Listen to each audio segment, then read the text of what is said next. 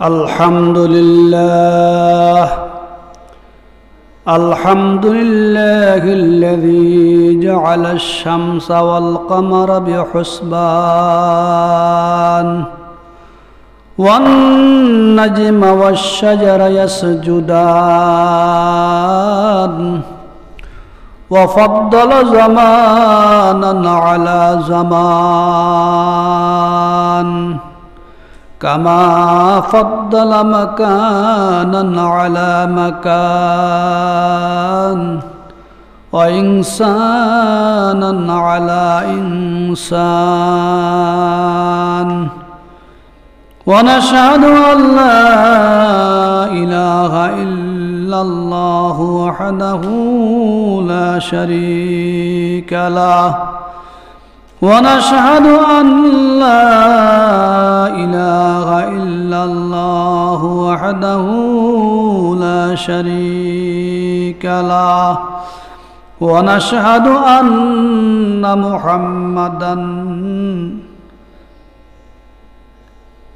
ومولانا محمدا عبده ورسوله أما بعد فقد قال الله تعالى في كلامه المجيد والفرقان الحميد أعوذ بالله من الشيطان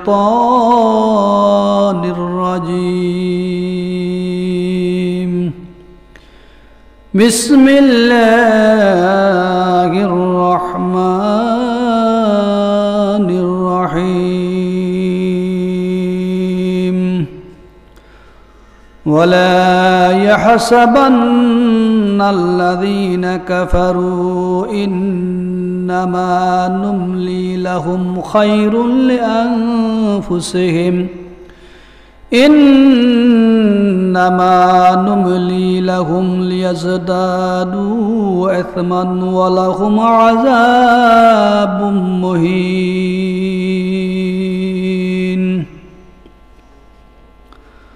أما بعد فقد قال رسول الله صلى الله عليه وسلم الجهاد ماضٍ إلى يوم القيامة أو كما قال النبي عليه الصلاة والسلام اللهم صل على محمد وعلى آل محمد كما صليت على إبراهيم وعلى آل إبراهيم إنك حميد مجيد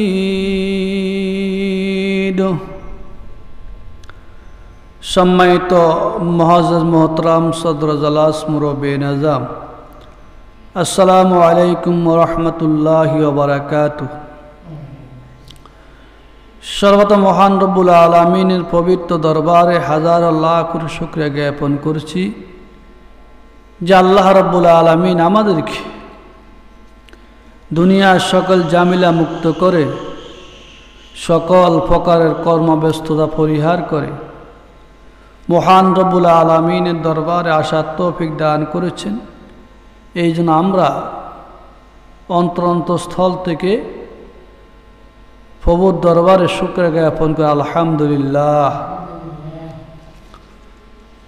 দুরূদ ও সালাম প্রেরণ করেছি মানবতার বিশ্ব নবী মুহাম্মদ রাসূলুল্লাহ সাল্লাল্লাহু আলাইহি ওয়াসাল্লাম উপর, যাকে আল্লাহ রাব্বুল আলামিন আমাদের জন্য একজন মহান নবী রূপে প্রেরণ করেছেন। আল্লাহ রাব্বুল আলামিন আমাদেরকে দুর্যোগের ভিতরে আকাশ মেঘাচ্ছন্ন ওয়েদার বেশি ভালো না, এরপরও আল্লাহ রাব্বুল আলামিন আমাদেরকে দুনিয়াবি বিভিন্ন কাজকাম থেকে মুক্ত করে মহান রবের দরবারে আসার তৌফিক দান করেছেন। আল্লাহ রাব্বুল আলামিন যতক্ষণ পর্যন্ত তার বান্দাকে কোনো ভালো কাজ করার তৌফিক দেন না, ততক্ষণ পর্যন্ত বান্দা কোনো ভালো কাজ করতে পারে না।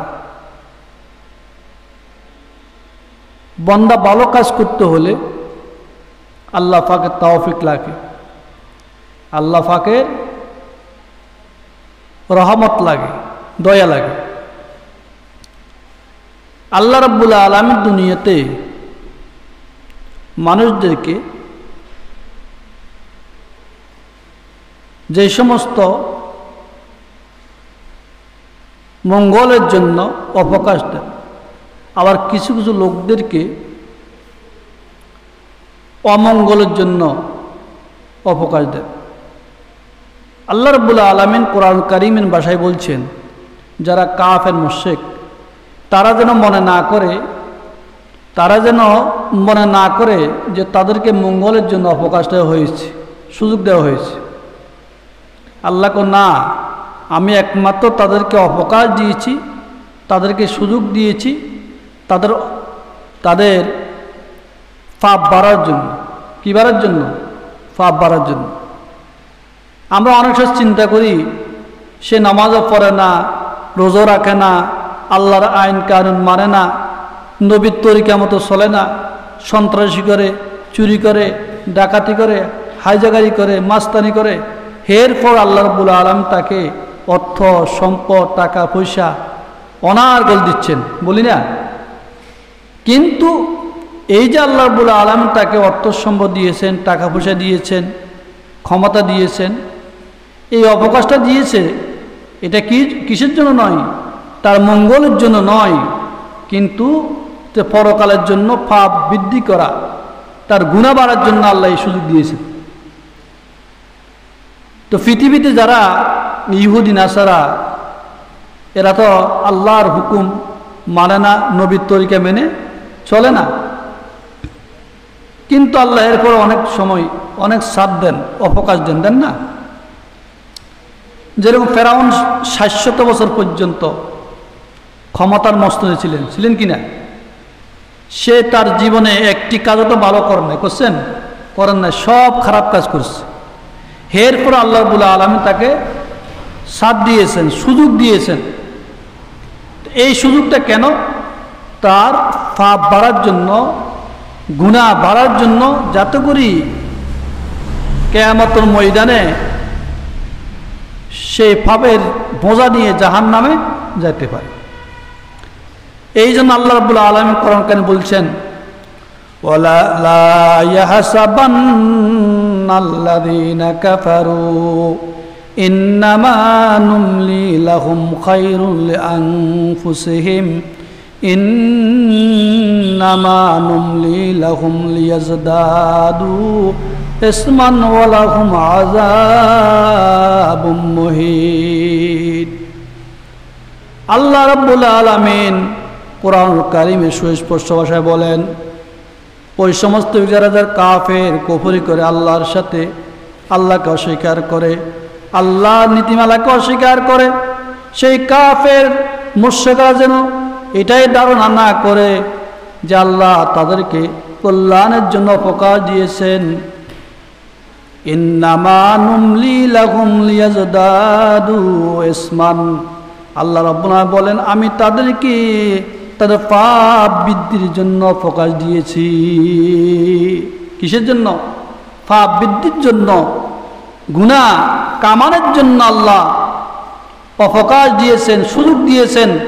ওয়ালাহুম আযাবুম মুহিন, এমন তাদের জন্য রয়েছে অপমানজনক শাস্তি। কি রয়েছে? অপমানজনক শাস্তি রয়েছে। সেই শাস্তি হবে পরকালে। কোথায় হবে? পরকাল। দুনিয়াতে হবে, পরকালও হবে, পরকালও হবে। এই মাস মহরম মাস, যেই মহরম মাসে আল্লাহ রসুলের ধৈত্রানাতি হযরত হুসাইন রাদিয়াল্লাহু তাআলা আনহু কারবালার ময়দানে শাহাদাত বরণ করেছেন। কারবালার ময়দানে শাহাদাত বরণ করেছেন। এই শাহাদাত বরণ করা একমাত্র তার জন্য কল্যাণের কাজ, মঙ্গলের কাজ। আল্লাহ রাব্বুল আলামিন পরকালে থেকে জান্নাতবাসী করবে। হযরত হোসেন রাদিয়াল্লাহু তাআলা আনহু মুহররমের 10 তারিখ শুক্রবার, সেই রাত্রে তাঁবুর ভিতরে তার সঙ্গীদেরকে নিয়ে ইবাদত বন্দেগী নামাজরত অবস্থায় ছিলেন। ইবাদত বন্দেগী করেছেন, নামাজ কালাম পড়েছেন, আল্লাহর কাছে দোয়া ও মুনাজাতের মধ্যে পুরা রাত কাটিয়েছেন। ইতিহাস লেখে কিন্তু ইয়াজিদের শূন্য সামন্দর যারা, তারা হযরত হোসেন রাদিয়াল্লাহু তাআলা আনহু তাঁবুর চতুর্দিকে ঘোরাফেরা করতেছে। ইমাম হোসাইন আল্লাহর মহিমা প্রকাশ করেন, আল্লাহর কাছে ক্ষমা প্রার্থনা করেন, আল্লাহর কাছে সাহায্য প্রার্থনা করেন। কিন্তু ইয়াজিদের দলেরা, ইয়াজিদের বাহিনীরা হোসেন রাদিয়াল্লাহু তাআলা আনহুকে হত্যা করার জন্য, শহীদ করার জন্য তার চতুর্দিকে, তাঁবুর চতুর্দিকে তারা ঘোরাফেরা করতেছে। পুরা রাত তারা হযরত হোসেন রাদিয়াল্লাহু তাআলা আনহুর তাঁবুর চতুর্দিকে ঘোরাফেরা করেন। কিভাবে হযরত হোসেন রাদিয়াল্লাহু তাআলা আনহুকে শহীদ করা যায়, হোসেন রাদিয়াল্লাহু আনহুকে হত্যা করা যায়। হোসেন রাদিয়াল্লাহু আনহুকে হত্যা করে ক্ষমতা দখল করবে। কি দখল করবে? ক্ষমতা দখল করবে, ক্ষমতার মসনদে বসবে। অথচ হেদায়েত কারাতে? আল্লাহর হাতে। কারাতে? আল্লাহর হাতে। ইয়াজিদের পিতা হযরত আমির মুআবিয়া রাদিয়াল্লাহু তাআলা আনহু, তিনি জলিলে কদর একজন সাহাবী ছিলেন। জলিলে কদর সাহাবী, যিনি ইসলামের জন্য নিজের জীবন বিসর্জন করে দিয়েছেন। যে আমির মুআবিয়া কাতিব ওহী ছিলেন, আল্লাহ রাসূল মুহাম্মদুর রাসূলুল্লাহ সাল্লাল্লাহু আলাইহি ওয়াসাল্লামের উপরে যে ওহী নাযিল হতেন, ওই ওহীর লেখক একজন ছিলেন হযরতে আমির মুআবিয়া রাদিয়াল্লাহু তাআলা আনহু। ওহীর কাতিব, কোরআন আয়াতগুলো লিখতেন, আল্লাহ রাসূলের কাছে যে আয়াত নাযিল হতেন ওই আয়াত লিখতেন। তো জলিলে কদর সাহাবী ছিলেন। অথচ সেই সাহাবীর ঘর থেকে, সে আমির মুআবিয়ার ঘর থেকে ইয়াজিদ তৈরি হয়েছেন। তাহলে ঈমান রক্ষা করার ক্ষমতা একমাত্র কার? আল্লাহ। ঈমান থেকে দূরে সরানো, ঈমান নষ্ট করার কারিগর কে? আল্লাহ। ইতিহাস লাগে আমির মুআবিয়ার ইন্তেকালের পূর্বে আমির মুআবিয়া ইয়াজিদের কাছে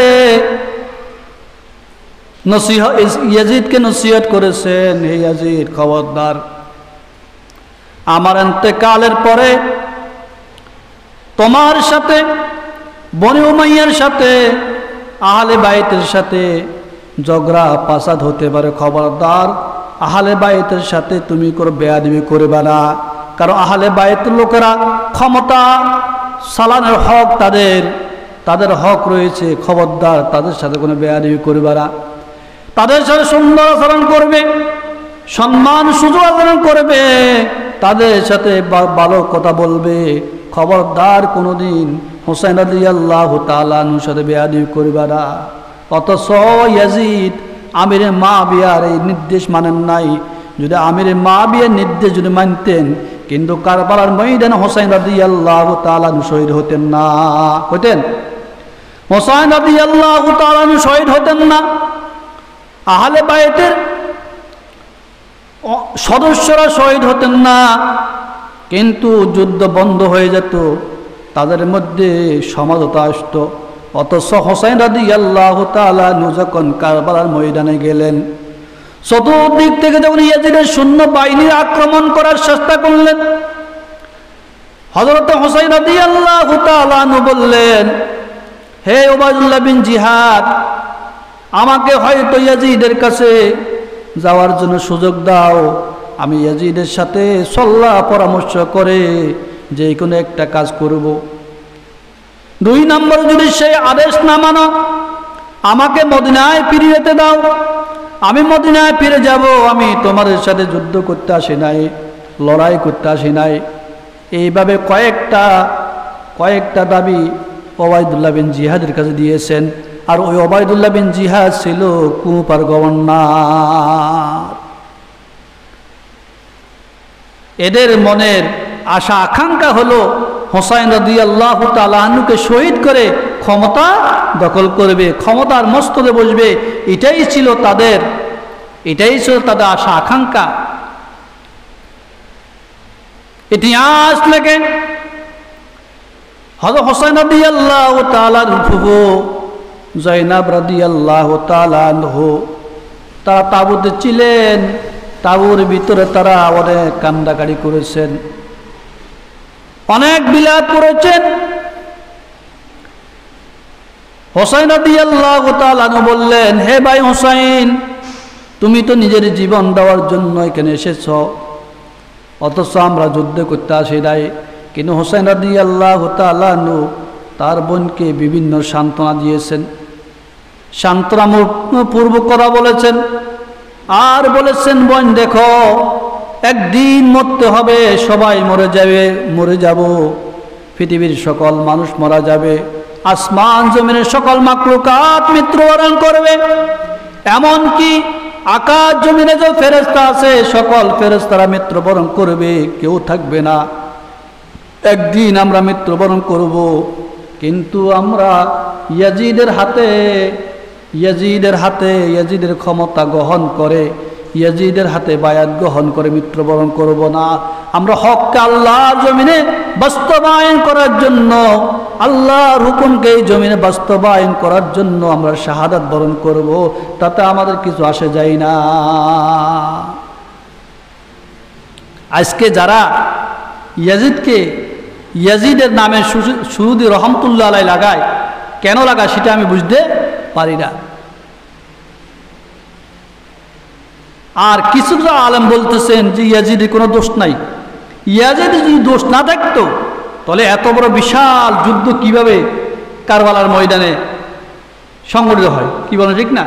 ইয়াজিদ তো রাষ্ট্র ক্ষমতায় বসেছেন, রাষ্ট্রনায়ক, রাষ্ট্রের কর্ণধার, রাষ্ট্র পরিচালনা করেন তিনি। সারা কুফায়, মক্কা, মদিনা সহ সারা দেশে তার সেনাবাহিনী নিযুক্ত। সব বিভিন্ন জায়গায় তার সৈন্যদেরকে লাগিয়ে দিয়েছেন। যদি সেই যুদ্ধের খেয়াল যদি না থাকতো, ইমাম হোসাইন রাদিয়াল্লাহু তাআলা আনহুকে যদি মুক্তি দেওয়ার ব্যবস্থা খেয়াল থাকতো, তো সেই তো যুদ্ধ বন্ধ করতেন না। ইরানের লগে আমেরিকার লগে যুদ্ধ লাগছে, ইসরায়েলের সাথে। ইরান যখন আমেরিকার গাড়ির উপরে যখন বোমা মারে দিলেন, মিসাইল মেরেছেন 3-4টা, আমেরিকার সাথে সাথে বলছেন, এই বন্ধ করো, যুদ্ধ বন্ধ, আমরা বসে সব সমাধান করব, বলছে না? তো যুদ্ধ বন্ধ হয়ে গেছে। এই আমিরে মুআবিয়ার ছেলে ইয়াজিদ যদি এই ঘোষণা করতেন দামেস্ক থেকে, রাজপ্রাসাদ থেকে, যে হোসাইন রাদিয়াল্লাহু তাআলা আনহুকে আমার কাছে আসতে দাও, তার সাথে যুদ্ধ করবে না, সে কি বলে আমি দেখি, তখন তো যুদ্ধ বন্ধ হয়ে যেত। তাহলে বোঝা গেছে ইয়াজিদের দোষ আছে, দোষ নাই তা না। ইয়াজিদের কি আছে? দোষ আছে। ইয়াজিদ তার সৈন্যদেরকে লেলিয়ে দিয়েছেন হোসাইন রাদিয়াল্লাহু তাআলা আনহুর বিরুদ্ধে। এই জন্য আমরা ইয়াজিদের নামের সাথে রহমতুল্লাহ আলাই বলবো না, আমরা চুপ থাকবো। কারণ সেই যে অন্যায় করে, অপরাধ করে, তার অপরাধ আর অন্যায়ের সাজা আল্লাহর কাছে পাবে কিনা? আল্লাহর কাছে পাবে, আল্লাহর কাছে পাবে। সে দুনিয়া তো ইতিহাস সাক্ষী, দুনিয়া তো সে কি শাস্তি পেয়েছে। এই জন্য ইসলামকে প্রতিষ্ঠা করার জন্য, দিন প্রতিষ্ঠা করার জন্য, জালেমদেরকে পৃথিবী থেকে নির্মূল করার জন্য আল্লাহ রাসূল মুহাম্মদুর রাসূলুল্লাহ সাল্লাল্লাহু আলাইহি ওয়াসাল্লাম এই জমিনে বাতিলের সাথে যুদ্ধ করেছেন। মানে বাতিলদের সাথে কাফেরের সঙ্গে যুদ্ধ করে দিনের বিজয় এনেছেন। এই জন্য যতক্ষণ পর্যন্ত এই পৃথিবীর জমিনে অন্যায়ের কালিমা বিদ্যমান থাকবে, আল্লাহর আইনের বিরুদ্ধে সংগ্রাম চলবে, কোরআনের বিরুদ্ধে সংগ্রাম চলবে। আল্লাহ নীতিমালা মানবে না, অন্যায়কারী অপরাধী জুলুমবাজ তাদের বিরুদ্ধে যুদ্ধ করা মুসলমানের নৈতিক দায়িত্ব। দায়িত্ব কিনা? নৈতিক দায়িত্ব। আল্লাহ রাব্বুল আলামিন কোরআন কারীমের মধ্যে স্পষ্ট ভাষায় জিহাদ সম্পর্কে আয়াত নাযিল করছেন। কাফেরের সাথে যুদ্ধ করার জন্য আল্লাহ রাব্বুল আলামিন সূরা তাওবার 14 নম্বর আয়াতে বলেন, কাতিলুহুম ইউআযিবুহুমুল্লাহু বিআইদিকুম ওয়া ইউখজিকুম ওয়া ইয়ানসুরুকুম আলাইহিম ওয়া ইয়াশফি সুদুরা কওমিন মুমিনিন। আমার আল্লাহ রাব্বুল আলামিন বলেন, কাতিলুহুম, তোমরা তাদের সাথে লড়াই করো, যুদ্ধ করো, আল্লাহ তাআলা তোমাদের হাতে তাদেরকে শাস্তি দিবেন। ওয়ায়ুখজিহিম, তাদেরকে লাঞ্ছিত করবেন, অপমান করবেন, তাদের উপরে তোমাদেরকে সাহায্য করবেন। ওয়ায়াশফি সুদুরা কওমিন মুমিনিন, আর আল্লাহ রাব্বুল আলামিন মুমিনদের অন্তরকে প্রশান্তি করবেন। আল্লাহ, এই আয়াতের মধ্যে আল্লাহ বলছেন কাতিলুহুম, তাদের সাথে কতল কাতাল করো, যুদ্ধ করো রম করে হককে পৃথিবীতে বাস্তবায়ন করার জন্য। ইউআযিবুহুমুল্লাহু বিআইদিকুম, আল্লাহ তাআলা তোমাদের হাতে তাদেরকে কি দিবেন? শাস্তি দিবেন। কারাতে? মুসলমানদের হাতে। মুসলমানদের হাতে আল্লাহ ইহুদি নাসারাদেরকে শাস্তি দিবেন, তাদেরকে ধ্বংস করবেন। শুধু তাই নয়, ওয়ায়ুখরিজুহুম ওয়ায়ুখজিহিম, তাদেরকে লাঞ্ছিত করবেন, অপমান করবেন, আর তাদের উপর আল্লাহ রাব্বুল আলামিন তোমাদেরকে সাহায্য করবেন। কাদেরকে? মুসলমানদেরকে সাহায্য করবেন। আর এগুলোর কারণে মুসলমান অন্তর কি হবে? প্রশান্তি হবে। মুসলমান অন্তরের মধ্যে শান্তি অনুভব হবে। আল্লাহ মুসলমান অন্তরকে শান্তিতে পরিপূর্ণ করে দিবেন। আল্লাহ রাব্বুল আলামিন সূরা তাওবার 14 নম্বর আয়াতের মধ্যে আল্লাহ বলছেন, তাহলে এই আয়াত থেকে বোঝা যায় জিহাদ ফরজ। আল্লাহ জিহাদের পক্ষে আল্লাহ আয়াত নাযিল করছেন কিনা? এখন আমরা যদি বলি জিহাদ কার বিরুদ্ধে করব, কেন জিহাদ করব? হ্যাঁ, জিহাদ করব না, এটা তো আমাদের মত হবে নাকি? আমাদের মতের আল্লাহর হুকুম, আল্লাহর আইনকে পৃথিবীতে বাস্তবায়ন করার ক্ষেত্রে হবে না। তো অবশ্যই আমাদেরকে আল্লাহ রাসূল মুহাম্মদ রাসূল বলছে, আল জিহাদু মাযলি ইয়াউমাল কিয়ামা, জিহাদ এখনো চলছে, কিয়ামত পর্যন্ত চলবে। তাহলে বোঝা গেছে কি জিহাদ কিয়ামত পর্যন্ত এই পৃথিবীতে বিদ্যমান থাকবে। যতক্ষণ পর্যন্ত জালেমরা অন্যায় করে আত্মসমর্পণ করবে না, ততক্ষণ পর্যন্ত বাতিলের বিরুদ্ধে আমাদেরকে লড়তে হবে। আমরা তো লড়ি না, মুখ দিয়ে বলতে রাজি না। যদি আমরা মুখ দিয়ে বলতাম, আমরা তাদের অন্যায়ের বিরুদ্ধে যদি প্রতিবাদ করতাম, আজকে মুসলমানকে পাথর মেরে হত্যা করা হতো না, হতো কিনা? একজন মুসলমানকে, আর মুসলমান না হোক, ইহুদি হোক, নাসারা হোক, একজন মানুষকে এইভাবে পাথর মেরে হত্যা করা, এটা তো জাহেলিয়তের যুগে পরিণত হয়ে গেছে কিনা? সাদাবাদের জন্য আর যেই দলের হোক না কেন, যেই দলের হোক, যারা অন্যায় করে অপরাধ করবে তাদেরকে শায়েস্তা করতে হবে।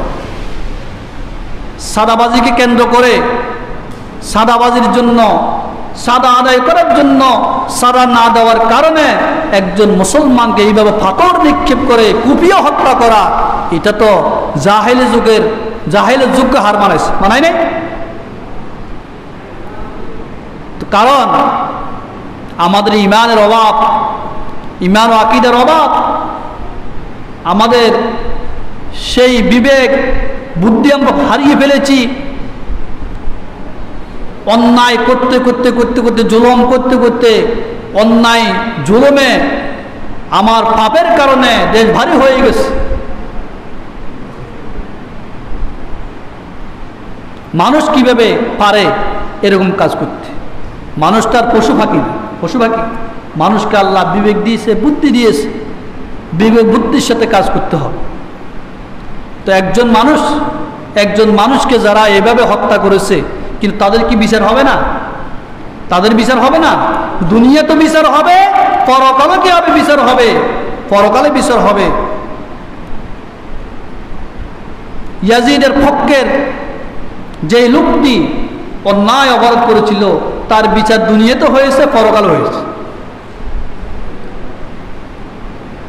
এই জন্য আল্লাহ রাব্বুল আলামিন কুরআন কারীমের সূরা তাওবা 14 নম্বর আয়াতের মধ্যে বলছেন, আল্লাহ রাব্বুল আলামিন সূরা তাওবার 15 নম্বর আয়াতের মধ্যে বলছেন, ওয়ায়াযহিবু গায়যা কুলুবিহিম ওয়া ইয়াতুবুল্লাহু আলা মান ইয়াশা ওয়াল্লাহু আলিমুন হাকীম। আল্লাহ রাব্বুল আলামিন বলেন, ওয়ায়াযহিবু গায়যা কুলুবিহিম, আল্লাহ তাআলা তাদের অন্তর থেকে রাগকে দূর করে দিবেন। ওয়ায়াতুবুল্লাহু আলা মান ইয়াশা, আল্লাহ রাব্বুল আলামিন যাকে ইচ্ছা করেন তার তওবা কবুল করেন। আল্লাহু আলিমুন হাকীম, আল্লাহ রাব্বুল আলামিন প্রজ্ঞাময়, আল্লাহ রাব্বুল আলামিন জ্ঞানী প্রজ্ঞাময়। আল্লাহ রাব্বুল আলামিন তার অন্তর থেকে সেই রাগকে প্রশমিত করেন, রাগকে দূরীভূত করেন। আর আল্লাহ যাকে ইচ্ছা করে তাকে কি ক্ষমা করতে পারে? পারে না? যাকে ইচ্ছা করে আল্লাহ তার তওবা কবুল করেন। আমি অন্যায় করেছি, অপরাধ করেছি, এরপরও যদি আমি অন্যায় অপরাধকে যদি আল্লাহর সামনে যদি তওবা করতে পারি, অবশ্যই আল্লাহ রাব্বুল আলামিনকে আমার ক্ষমা করবেন না? ক্ষমা করে।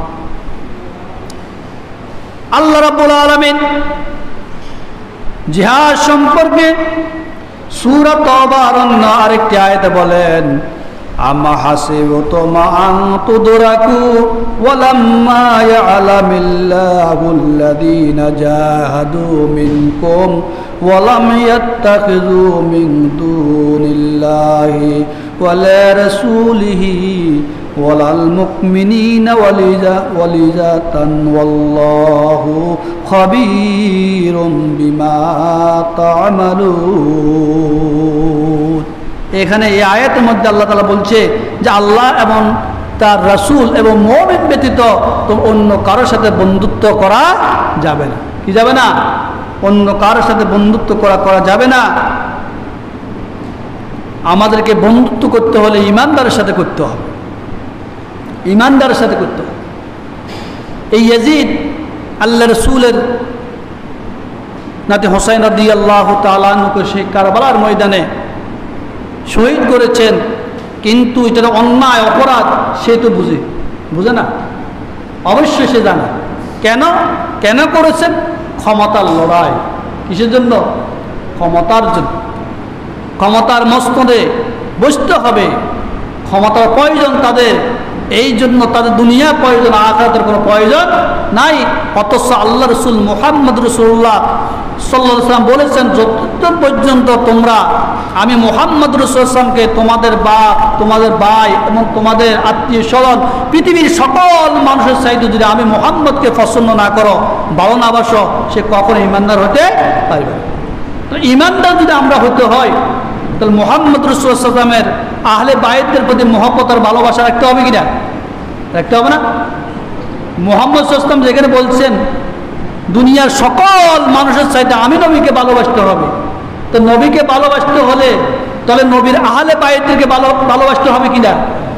নবীর আহলে বাইত যে হাসান হোসেন রাদিয়াল্লাহু তাআলা আনহু সব রাসূলুল্লাহ সাল্লাল্লাহু আলাইহি ওয়াসাল্লাম কারো থাকতেন, আর হাসান হোসেন হলো আল্লাহ রাসূলের নাতি, আর আল্লাহ রাসূলের কন্যা হযরত ফাতেমা রাদিয়াল্লাহু আনহার দুই সন্তান, যিনি ফাতেমা জান্নাতের সকল নারীদের সর্দার, আর হাসান হোসেন হবে জান্নাতের সকল যুবকদের সর্দার। সুবহানাল্লাহ বলেন। তো ওই সে হাসান আর হোসেনকে যদি এইভাবে শহীদ করা হয়, আহলে বাইতের 70 থেকে 75 জনকে যদি এইভাবে যদি তারা তাদের জিম্মায় তাদের বাদী হিসাবে গ্রহণ করে, তাদেরকে হত্যা করে, তো এই হত্যার কারণে কিন্তু তাদের কি ঈমান আছে কিনা কথা বলেন? যারা হত্যা করে তাদের ঈমান আছে নাই? দুনিয়াতে বোঝা যায় তাদের কি ঈমান নাই, তারা বেঈমান, তারা কাফের, তারা ফাসিক হয়ে গেছে। তো তাদের পক্ষে কথা বলার তো আমাদের কোনো প্রয়োজন নাই, আছে কি না?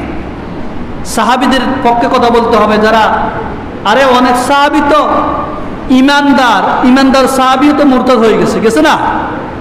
সাহাবী কাদেরকে বলা হয়? সাহাবী বলা হয় যারা রাসূল সাল্লাল্লাহু আলাইহি ওয়াসাল্লাম ঈমান আনছে এবং ঈমান অবস্থায় মৃত্যুবরণ করছে, তারা হলো সাহাবী। তারা হলো কি সাহাবী? এটা সাহাবীর সংখ্যা। তো এখন যারা রাসূল সাল্লাল্লাহু আলাইহি ওয়াসাল্লাম ঈমান আনছেন ঠিক আছে, কিন্তু বেঈমান হয়ে মারা গেছেন, তারা কি সাহাবী হবে নাকি? হবে না। তো যারা আল্লাহ রাসূলের আহলে বাইতদেরকে হত্যা করলেন, যারা সাহাবীদেরকে হত্যা করলেন, তাহলে তারা তো হত্যাকারী, তারা তো কি ঈমানদার হতে পারে না? পারে কি? পারে না। তাহলে আমরা বুঝে গেছি কি, তাহলে ইয়াজিদ মুসলমানের কাতারে নাই, সেই মুসলমান হওয়ার পরও তারা কি আবার ফাঁস হয়ে গেছে। ইয়াজিদের পক্ষে একজন লোক মদিনার লোকদের থেকে বায়াত দিয়েছেন, কিনেছেন, বায়াত গ্রহণ করছে। ইয়াজিদের পক্ষে বায়াত নেওয়ার জন্য মক্কা মদিনা এসেছে। মুসলিম ওকবা, মুসলিম আপনি কি ওকবা, এই মুসলিম ওকবা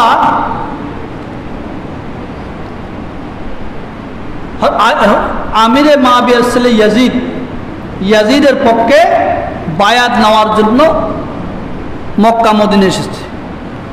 মক্কা মদিনা আসার পরে সেই ঘোষণা করলেন, হক না হক, সত্য মিথ্যা কিছুই বুঝি না, তোমরা আমিরে মাবিয়া ছেলে ইয়াজিদের গোলাম হয়ে গেছ, ইয়াজিদের পক্ষে বায়াত গ্রহণ করতে হবে, ইয়াজিদের নীতিমালা মানতে হবে। তখন মক্কার একজন কুরাইশবাদী তার ছেলে দাঁড়িয়ে বললেন, খবরদার এমন কথা বলবা না, ইয়াজিদের পক্ষে আমরা কোনো বায়াত গ্রহণ করব না, কারণ ইয়াজিদ মুসলমানদেরকে হত্যা করেছে, আল্লাহ রাসূলের নাতি হোসেন রাদিয়াল্লাহু তাআলা আনহুকে শহীদ করেছেন। কখনো ইয়াজিদের হাতে বায়াত আমরা গ্রহণ করব না যতক্ষণ পর্যন্ত আল্লাহ এবং তার রাসূলের তাআত অনুসরণ না করব। আমরা আল্লাহ এবং তার রাসূলের তাআত করব, অনুসরণ করব, ইয়াজিদের কোনো কথা আমরা মানব না, ইয়াজিদের হাতে বায়াত গ্রহণ করব না। তখন সে মুসলিম ওকবা ওই লোকটিকে হত্যা করলেন।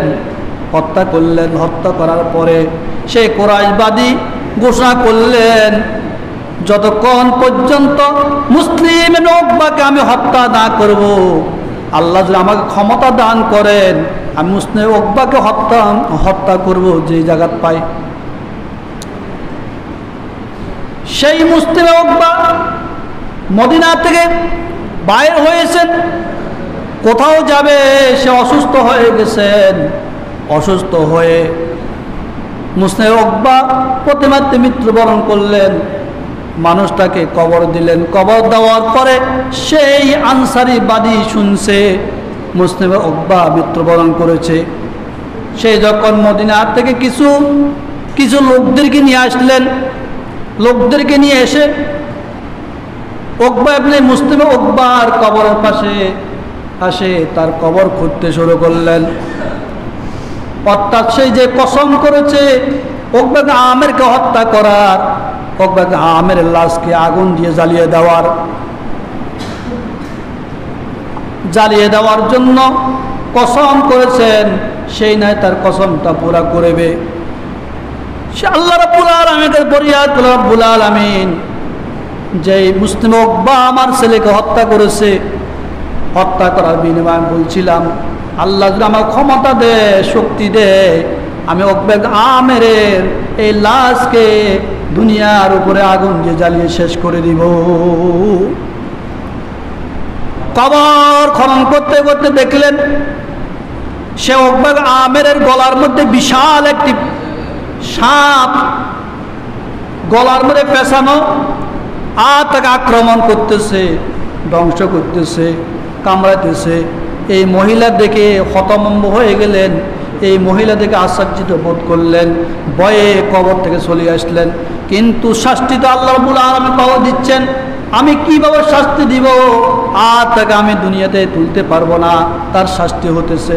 দেখেন সম্মানিত হাজিরিন, আল্লাহ রসুলের নাতি হোসেন রাদিয়াল্লাহু তাআলা আনহুকে শহীদ করেছেন সেই কারবালার ময়দানে ইয়াজিদের বাহিনীরা। আর ওই ইয়াজিদের বাহিনীর একটা লোক যখন ওই লোক ইয়াজিদের পক্ষে বায়াত নিচ্ছেন, এই অবস্থায় আল্লাহ রসুলের সাহাবী, মদিনার সাহাবী সেই প্রতিবাদ করেছেন। প্রতিবাদের কারণে সে মুসলিম উকবা ওই সাহাবীকে হত্যা করেছেন। হত্যা করার বিনিময়ে তার কবরের মধ্যে সাপে তাকে আক্রমণ করতেছে। তাহলে আমরা বুঝতে পারলাম কিন্তু ইয়াজিদ কি হকের পক্ষে আছে না আমেরে না হোসেন রাদিয়াল্লাহু তাআলা আনহুর হকের পক্ষে ছিল? কি বলেন? আল্লাহ রসুলের নাতি হোসেন রাদিয়াল্লাহু তাআলা আনহু যখন কারবালার ময়দানে দিন কায়েমের জন্য সেই ইয়াজিদ বাহিনীর সাথে যুদ্ধ করেছেন, হককে প্রতিষ্ঠা করার জন্য সেইখানে তারা শাহাদাত বরণ করেছেন। কিন্তু দেখা গেছে ইয়াজিদের বাহিনীর কবরে আল্লাহর আযাব, ইয়াজিদের বাহিনীর কবরে আল্লাহর আযাব, আল্লাহ আযাব তাকে গ্রেফতার করেছেন। আল্লাহ রাব্বুল আলামিন দুনিয়াতে একজন বাদীকে দেখাই দিয়েছেন, যারা হকের বিরুদ্ধে পৃথিবীতে যারা সংগ্রাম করবে, হকের বিরুদ্ধে যারা লড়বে, হককে পৃথিবীতে ধ্বংস করার জন্য চেষ্টা করবে, আর আহলে বাইতের লোকদেরকে যারা এইভাবে গুরুতরভাবে আক্রমণ করে শহীদ করেছে, কিন্তু তাদের পরিণাম ফল কবরে কি হবে না? ভালো হবে, ভালো হবে না। এই জন্য কিয়ামত পর্যন্ত ইতিহাস সাক্ষী, হকের পক্ষে আমাদেরকে থাকতে হবে, হকের বিরুদ্ধে কখনো যাওয়া যাবে না। আল্লাহ রাব্বুল আলামিন ঈমানদারদেরকে লক্ষ্য করে বলছেন জিহাদের ব্যাপারে, যে জিহাদ দুনিয়াতে এখনো চলতেছে, কিয়ামত পর্যন্ত কি চলবে। রাসূল আরবি মুহাম্মদ সাল্লাল্লাহু আলাইহি ওয়াসাল্লাম যদি পৃথিবীতে না থাকে, এরপরও যদি যারা ইসলামী রাষ্ট্রের বিরুদ্ধে, ইসলামের বিরুদ্ধে যারা অন্যায় অপরাধ করবে এবং তাদের বিরুদ্ধে প্রতিবাদ করতে হবে। প্রতিবাদ করাই জিহাদ, ঠিক আছে? প্রতিবাদ করাই কি জিহাদ। আগে তো ছিল তলোয়ারের যুদ্ধ, এখন তো তলোয়ারের যুদ্ধ নাই, আসেনি? এখন তো আধুনিক যুগ, আধুনিক যুগ, ক্ষেপণাস্ত্র, হাইড্রোজেন বোমা, নাকি মিসাইল, বিমান দিয়ে যুদ্ধ করা হয়, নাকি? এখন তো আর তলোয়ারের যুদ্ধ কি হবে না, কাজ হবে না। আর শুধু অস্ত্রের যুদ্ধ নয়, আমাদের হাতের যুদ্ধ আছে, আমাদের পায়ের যুদ্ধ আছে, জবানের যুদ্ধ আছে কি না? জবানের যুদ্ধ হলো, আমার মুখের যুদ্ধ হলো অন্যায়কারীদের ঘৃণা করা। কি করা? অন্যায়কারীদের ঘৃণা করা। শুধু ঘৃণা নয়, অন্যায়কারীদের বিরুদ্ধে সংগ্রাম করা, অন্যায়কারীদেরকে অন্যায় থেকে কীভাবে ফিরে আনতো মানে সেই চিন্তা করা, সেটাও কি আমাদের জন্য জিহাদ। জিহাদ। আজকে আমরা অস্ত্র আমাদের কাছে নাই, হাইড্রোজেন বোমা আমাদের কাছে নাই, ক্ষেপণাস্ত্র আমাদের কাছে নাই, কিন্তু আমাদের আছে ইমানি চেতনা, ইমানি শক্তি। ইমান দিয়ে আমাদেরকে লড়তে হবে, ঠিক না? ইমান দিয়ে লড়তে হবে আমাদেরকে। জালেমদের বিরুদ্ধে প্রতিবাদ করতে হবে, চাঁদাবাজদেরকে পৃথিবী থেকে রুখতে হবে। চাঁদাবাজ, সন্ত্রাস, টেন্ডারবাজ, যারা মদখোর, মাদক আসক্ত, যারা অন্যায় অপরাধ করবে, তাদের বিরুদ্ধে কি করতে হবে? যুদ্ধ করতে হবে। এটা হলো তাদের যুদ্ধ। আমাদের যুদ্ধ হলো মুখের যুদ্ধ, হাতের যুদ্ধ, ইমানের যুদ্ধ, ঠিক না? ইমানের যুদ্ধ। তো এই জন্য আমাদেরকে আজকে সারা বাংলাদেশ যেভাবে মানুষ অন্যায়ভাবে মানুষকে খুন করা হচ্ছে, গুম করা হচ্ছে, অসহায় মানুষদের সম্পদগুলো আত্মসাৎ করে নিয়ে যাওয়া হচ্ছে, মানুষের ব্যবসার উপর আক্রমণ করা হচ্ছে, ব্যবসায়ীরা চাঁদা না দেওয়ার কারণে ব্যবসায়ীদের উপরে গুরুতরভাবে অন্যায়ভাবে তাদেরকে মারা হচ্ছে, পাথর নিক্ষেপ করে মারা হচ্ছে, তাহলে আমাদেরকে তাদের বিরুদ্ধে প্রতিবাদ করতে হবে না? হবে কি না? যদি আমরা ইমানদার হই, আমরা মুসলমান হই, আল্লাহর কাছে যদি আমরা ভালো চাই, পরকালে যদি আমরা সুখ শান্তি চাই, তাহলে আমাদেরকে এই অন্যায়ের বিরুদ্ধে কি প্রতিবাদ করতে হবে? সে যেই দল হোক না কেন, আমাদের সেই দিকে তাকার দরকার না। সে আওয়ামী লীগ হোক, সে বিএনপি হোক, সে জামাত হোক, ইসলামী যে কোনো দলের হোক, যে কোনো দলের হোক, যারা অন্যায় করে অপরাধ করবে, সাদাবাজি করবে, তাদেরকে গণদোলাই দেওয়া হবে। কি আপনাদের কি শক্তি নাই, ক্ষমতা নাই? আজকে সারা দেশটাই কি মুসলমান কি মৃত্যুবরণ করছে? হ্যাঁ, 2 জন 4 জন সাদাবাজ এইভাবে শত শত মানুষ সামনে আক্রমণ করে লোকদেরকে এভাবে হত্যা করবে, পাথর মারে হত্যা করবে, আপনার নিশ্চুপ দাঁড়িয়ে আছেন। আপনার দাঁড়িয়ে আছেন, কেন দাঁড়িয়ে আছেন? কিন্তু দাঁড়িয়ে আছেন এই জন্য আপনাদের মৌতের ভয়, মৃত্যুর ভয়, মৃত্যুর ভয়। যদি আপনি মুষ্টিময় কয়েকজন লোকের সামনে যদি আপনার মৃত্যু কামনা করে যদি অন্যায়কে না রোকান, কিন্তু কবরের জগতে আপনার জন্য বিশাল শাস্তি আল্লাহ তৈরি করে রাখছে না? রাখছে কিনা? যে আমাদের কিছুদিন পূর্বে এই যে আমাদের ভাই আরজু ভাই দিনে দুপুরে ওনাকে মেরে ওনার মোবাইলও নিয়ে গেছে, টাকা পয়সা নিয়ে গেছে। অসহায় মানুষ। হ্যাঁ, এদের কাছে কি কোনো অসহায়, কোনো ভালো মন্দ কিছুর কোনো তারতম্য আছে? আছে? তাহলে একজন মানুষ সাধারণ একটা ব্যবসা করে, আর ওনার ব্যবসার থেকে মানুষ অনেকে লাভবান হচ্ছে না? তো এখন বেচা কিনা ওনার সাথে লেনদেন করে কিনা? তাহলে ওনাকে যদি একজন অসহায় মানুষকে যদি, একজন মাজুর মানুষকে যদি এইভাবে মারি, তার টাকাও নিয়ে, এই জন্য আমরা কারো বিরুদ্ধে ন, আমরা অন্যায়ের বিরুদ্ধে। কিসের বিরুদ্ধে? অন্যায়ের বিরুদ্ধে। আমরা কারো প্রতি জুলুম করব না, কাকেও অন্যায়ভাবে মারব না। আমরা একে অপরকে মহব্বত করি, ভালোবাসি। আমরা ইমানদার, আমরা মুসলমান, আর সবাই ভাই ভ্রাতৃত্ব বন্ধনের ব্যবস্থায় থাকি, আমরা থাকি কি না? তাহলে আমাদের সমাজে মহল্লায় সবাই আমাদের ভাই, আমরা একে অপরের কি ভাই, একে অপরের ভাই, একে অপরের বন্ধু। কিন্তু কোনো জুলুমবাজ যদি এইভাবে অন্যায় অপরাধ করে, সেখানে আমাদেরকে কাউন্টার দিতে হবে, অবশ্যই দিতে হবে। কিন্তু যদি আমরা না দিই, আল্লাহ আমাদের অবস্থা তো কবরে হাসরে কি হবে এটা আল্লাহ ভালো জানেন। এই জন্য আল্লাহ জিহাদ কায়েদের ব্যাপারে কি ঘোষণা করছেন? আল্লাহ জান্নাতের ঘোষণা করেছেন। দেখেন, আল্লাযীনা আমানু হাজারু ওয়া জাহাদু ফি সাবিলিল্লাহি বিআমওয়ালিহিম ওয়া আনফুসিহিম আ'যামু দারাজাতান ইনদাল্লাহ ওয়া উলাইকা হুমুল ফাইজুন। সূরা তাওবার 20 নম্বর আয়াত আল্লাহ বলতেছেন। সূরা তাওবার 20 নম্বর আয়াত আল্লাহ বলতেছেন, ওই সময়তে যারা ঈমান এনেছে, হাজারো যারা হিজরত করে, ওয়াজাহাদু ফি সাবিলিল্লাহ আল্লাহর রাস্তায় জিহাদ করে, নিজের মাল, নিজের সম্পদ, নিজের জীবন দিয়ে, আযামু দারাজাতিন ইনদাল্লাহ, তাহলে আল্লাহ তাআলার কাছে মহামর্যাদাবান ব্যক্তি। কি মহামর্যাদাবান লোক, মহামর্যাদাবান যারা ঈমান আনে এবং হিজরত করে, আল্লাহর সাথে জিহাদ করে। কিসের দ্বারা? তার মাল, ধন সম্পদ, নিজের জীবন দ্বারা জিহাদ করে। আল্লাহ তাদের জন্য ঘোষণা করে আযামু দারাজাতান ইনদাল্লাহ, আল্লাহ তাআলা পক্ষে তাদের মর্যাদা। উলাইকা হুমুল ফাইজুন, আল্লাহ বলতে তারাই সফলকাম, মহা সফলকাম, তারা কামিয়াব।